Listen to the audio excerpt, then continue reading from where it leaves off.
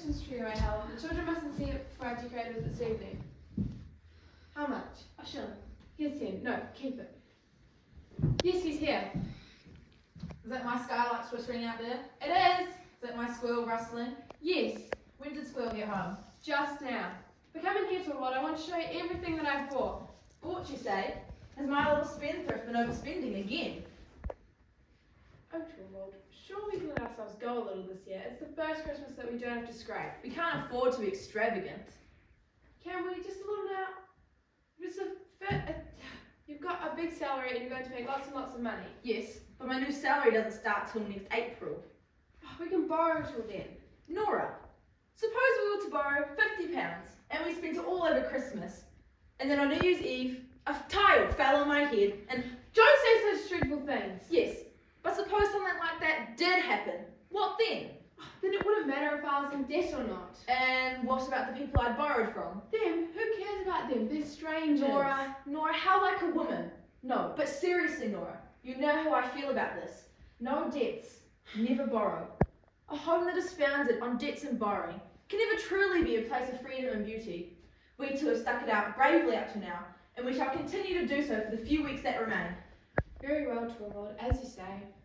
What's this? Is little squirrel sulking? My little songbird mustn't droop her wings.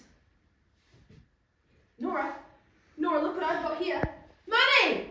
I know how these expenses crop up over Christmas. 1, 2, 3, 4. Oh, thank you, Torvald. I should be able to manage this. You'll have to.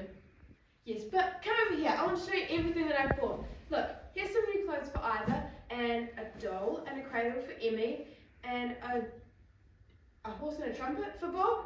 They're nothing much. They'll probably pull them apart in a few days. And here's some handkerchiefs and bits of material for the maids. Old Helen ought to have something better, really. What's in that parcel there? No, Torvald. You mustn't see that before this evening. Very well. Now tell me, Nora, what would you like for Christmas? Me? Oh, I don't want anything. Yes, you do. Come on, tell me. Well, Out with it. you could Come on. give me money, Torvald. And then later I could buy something with it. Nora, that reminds me. You look awfully, how shall I put it, awfully guilty today. Do I? Yes. Look me in the eyes. Well, Has my little sweet tooth been indulging herself in town by any chance? no! Not a little discretion into a pastry shop? No, never! Not a little jam tart? No! Not honestly. a nibble at a macaroon? No! You know I can never act against your wishes. There, I was only joking. No, I can never act against your wishes, Torvald. Yes, and you've given me your word. Alright, you keep your Christmas secrets. They'll be revealed this evening, no doubt, once the Christmas tree has been lit. I've ordered the good champagne. Oh, Nora, you can't imagine how excited I am for this evening. Have you remembered to invite Dr. Rank? No, but there's no need. He knows who'll be dining with us. But I'll be sure to remind him when he comes this evening. Oh, Torvald, I am so excited. And oh, how the children will love it. Yes, it's a good thing to know one's position is assured and one has ample income. It's a good thing to know, isn't it? Yes, it's almost like a miracle. Do you remember last Christmas? For 3 whole weeks you shut yourself away in your office making things for the Christmas tree. It was the most boring time of my entire life. I didn't find it boring. No, of course not. But it's glad we don't have to scrape like that again this year. Yes, it is. It is like a miracle. Oh, Torvald, I don't have to worry anymore. Yes, and you don't have to tie your pretty little hands and delicate little eyes. Yes, it is just like a miracle.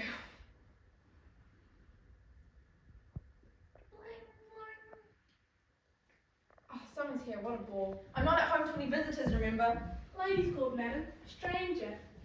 Well, let her in. And the doctor's here too, sir. Has he gone to my room? Yes, sir. Good morning, Nora. Good morning. I don't suppose you recognise me. No, Christine, is that really you? Yes, it's me. I didn't recognise you. Oh, how you've changed. Yes, it's been 9 years, nearly 10. Has it really? I suppose these last 8 years have been such a happy time for me.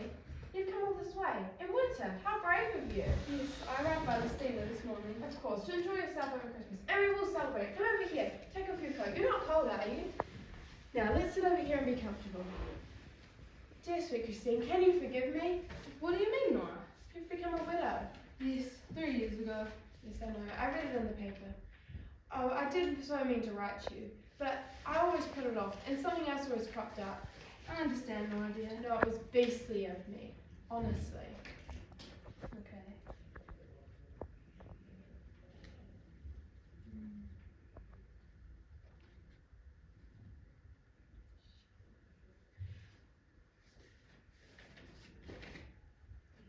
And he didn't leave you anything? No, Nothing at all then?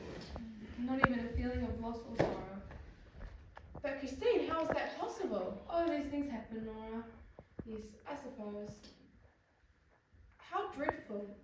I have 3 children. You can't see them now. They're out with the nanny. But tell me. You must tell me everything. No, I want to hear about you. No, I'm not going to be selfish today. I just want to hear about you. Oh, but there's one thing I must tell you. Have you heard of the wonderful luck we just had? No, what? My husband's been made vice president of the bank. Your husband? Oh, how lucky. Yes, he's joining the bank in the new year, and he's going to have a big salary and lots of percentages too. We're going to have heaps and heaps of money.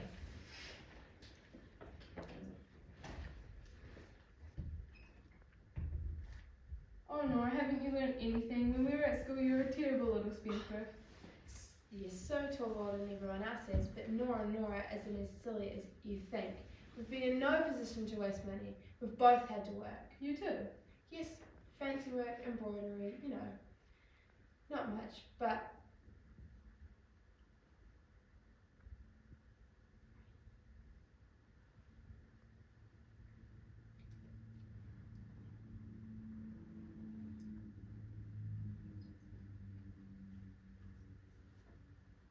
just bits of fancy work. Yeah, I know.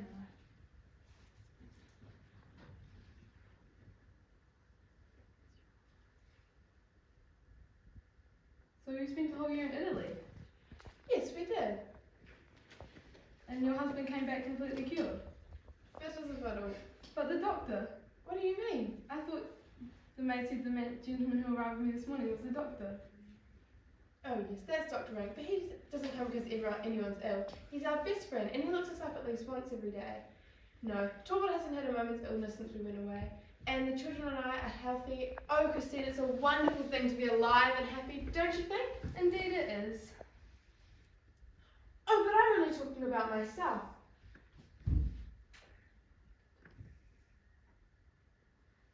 Christine, tell me, is it true that you really didn't love your husband? Well, I thought I had to marry him. You see, I had a helpless mother. She was bedridden, and my 2 little brothers I had to take care of. I didn't feel I could say no.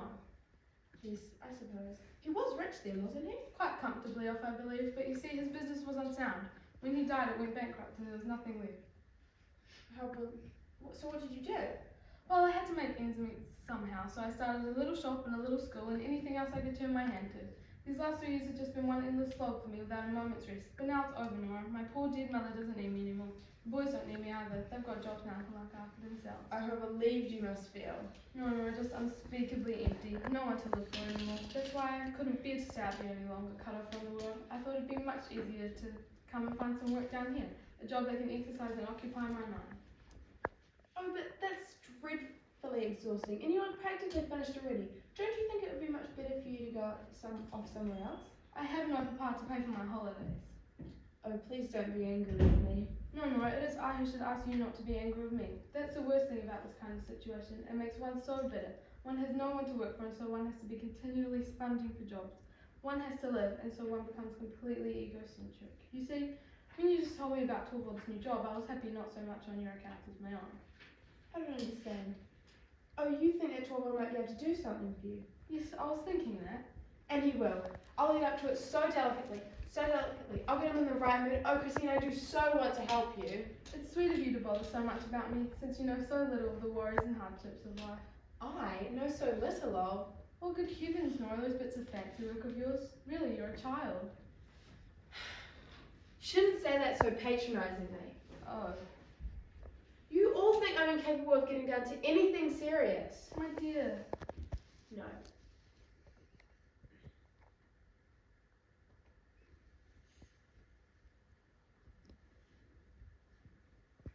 You all think I've had no difficulties like the rest of you. Well, you just told me about all your difficulties. That? I haven't told you about the big thing. What big thing? Shh, suppose Torvald's here, and you mustn't, under any circumstance, you mustn't know, Christine. No one must know but you. But what is it?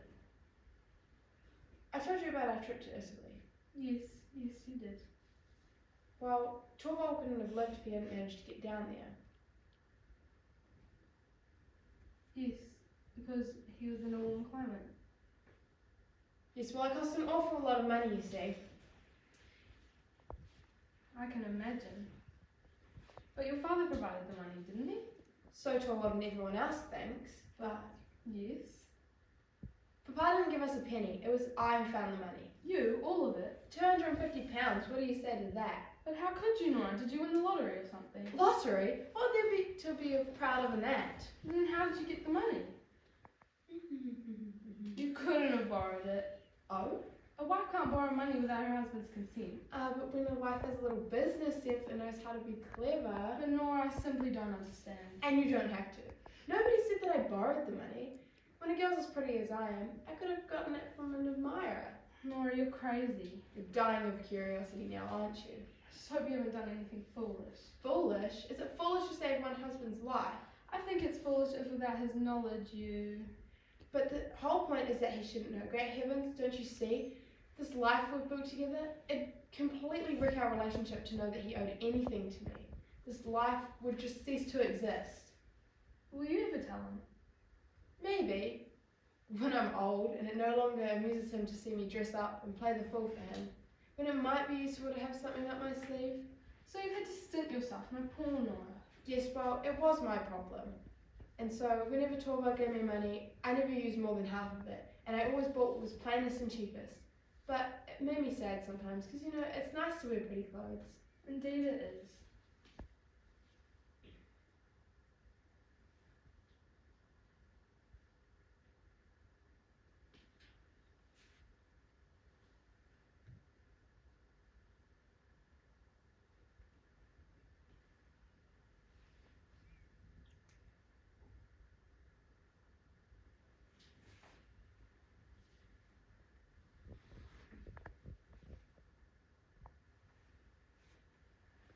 How much money did you spend?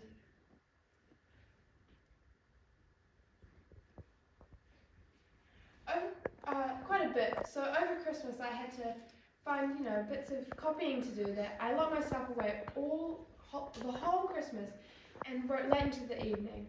It was awfully tired, you know, sitting there earning money, but it was sort of fun sitting there and earning money. It was almost like being a man. Oh, but how much have you managed to pay off like this? I don't quite know. It's quite hard to keep track of these kind of transactions. I only know I've managed to pay everything I've managed to scrape together.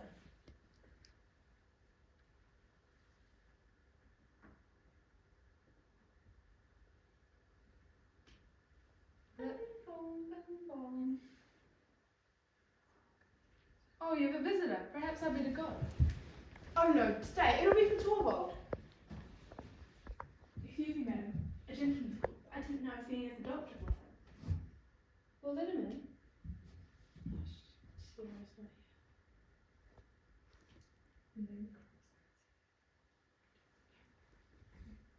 It's me, Miss Helmer. You? What do you want? Business McCullough. I hold money close in the bank, and I hear your husband is picking on new sheep. Oh, so it isn't. Pure business, Miss Helmer. Nothing more. We'll find him in his study. How he's changed. Yes, he was very unhappily married, I believe. Is he a widower now? Yes, with many children. He does various things now, I hear. Does he? I suppose that's possible. No, my dear chap, don't sing me out. I'll go and have a word with your wife. Ah, I beg your pardon, I seem to be de trop here too. No, not in the slightest. Dr. Rank, this is Mrs. Lynn. Mrs. Lynn, Dr. Rank. Ah, name I've often heard in this house. I believe I passed on the stairs as I came up. Yes, stairs tired me. I have to take them slowly. Oh, have you hurt yourself? No, I'm just a little run down. Ah, well then I take it you've come to town to cure yourself by a round of parties. I've come here to find work. Is that an approved remedy for being run down? One has to live, Doctor. Yes, people do seem to regard it as a necessity. Oh, really, Dr. Rank? I bet you want to live. You bet I do. However rich, I sometimes feel I still want to go on being tortured for as long as possible. It's the same with all my patients too, and those who are morally sick. There's a moral cripple with how Matt is very much.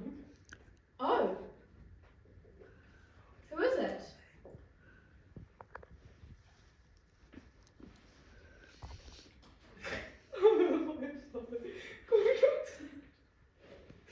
Yeah, keep going. Krogstad. Oh, loyal fellow called Krogstad, you wouldn't know him. He's crippled alright, morally twisted, but even he started off by Nazis. I didn't know that this man Krogstad had any connection with the bank. Yes, he's got some sort of job down there. What did he want with Torvald? I haven't the faintest idea. All I heard was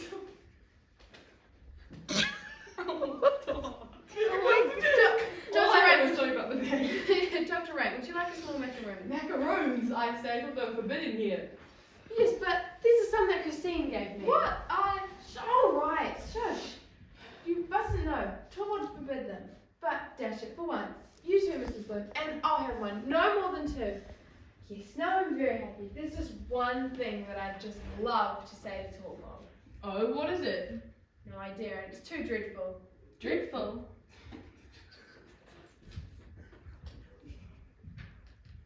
Go on. I've just the most longing to say, bloody hell! Are you mad? Oh dear. Well, here he is. Go on, tell him. Ah, Torvald did. Managed to get rid of him, did you? Yes, he's just gone.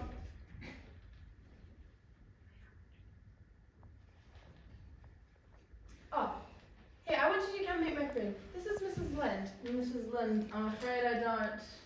She's travelled all this way in winter just to speak to you. Oh? Well, I didn't really. Yes, well, when she heard that you were becoming vice president of the bank, it was in local paper, you see.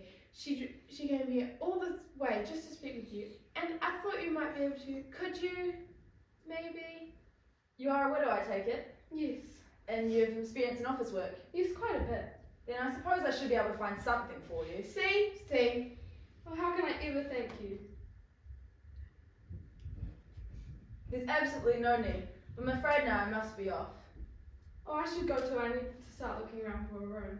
Then perhaps we might walk part of the way together. And it's so dreadful that we can't offer you any room here. Oh, I wouldn't dream of it. It's okay. Yes, well, I suppose you'll be coming back for dinner, won't you? Yes. You too, Dr. Rank. If you're well enough. Wrap up warmly, though. Goodbye, Nora. Thank you for this lovely evening. I should only be an hour. Should I do this because Sarah's with me?